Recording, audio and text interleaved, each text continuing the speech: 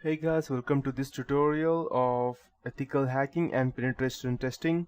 So in this specific course that I would be teaching, I would be mainly concentrating on Kali Linux. Besides, if you have some prerequisites like basic fundamentals of Linux, or if you know what programming is, or if you have at least done some basic programming stuff like C, or even better, the least easiest programming language that I think would be Python. So even if you have the basics in that, this would be much more easier for you. So before I start with any of this process, I'd like to ask one question: that what is ethical hacking? If you are talking about as to getting into someone's or invading someone's privacy, that is not called as ethical hacking. It's just hacking, and hacking can never be ethical. So hacking means to go ahead and gain someone's personal information, and if you define the term as ethical hacking, then ethical means doing it for the right purpose. But when you are going ahead and invading someone's privacy, that cannot be considered as ethical, no matter what good you are trying to do. So at that point of time, there was a time when there were a lot of people computer in 1990s, and the computers were just came into existence. The Google just came into existence. People did not knew much about using computers, and there were people who used to run programs, and there were con artists who used to call people, gather information about their computers or bank accounts over the phone. And at that point of time, the government thought that yes, there is a need for something, some countermeasure, so that these people who go ahead and create some kind of, let's say, chaos or try to cheat people, there needs to be some way so that they can be tackled with. So at that point of time, the government came in, this kind of ethical hacking came into existence, and they defined this term as ethical hacking.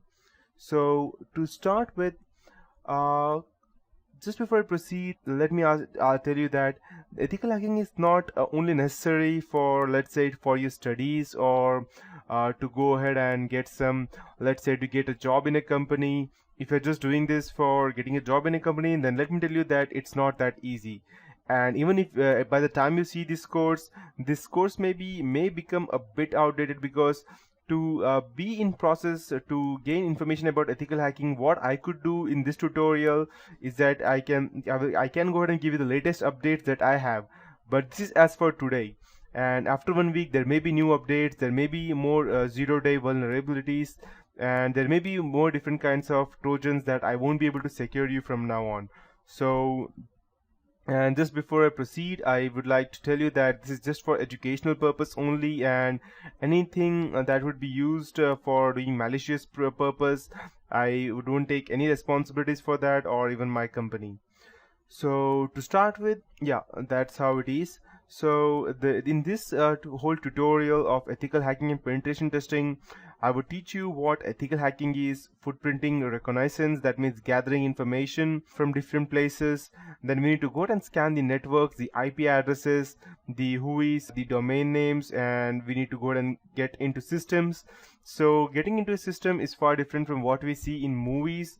It's not like we can just go ahead, and if you see some movies like, let's say, The Matrix, which was very famous, or if you go ahead and see the Hackers movie, or if you see any movie in which they show that okay, this guy is a hacker, so you can see them that they just go ahead, type some random stuff into computers or cell phones, and yes, it is hacked. But no, in reality, that is far away from different.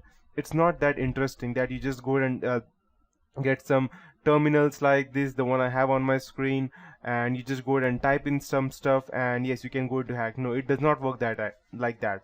You need to go ahead and gather information about your specific target, each and everything related, from his personal life to his background, what he did, to his history, what he did, to what he is current, what he likes, what he does not. Yes, because ethical hacking is a term which consists of gathering information and exploiting them on your target. But ethical hacking is not only to save yourself or your customer to whom you would go and save from getting, let's say, getting indicted from the specific hacker. It's also about attacking them. So you might be thinking that why do we need to attack someone? If you go ahead and try to penetrate someone else's organization, then it is unethical, right? Yes, that is unethical. But if you get the permission, then it is not. So there are some or not some, I can say there most of the organizations allow penetration testing in their on their firms.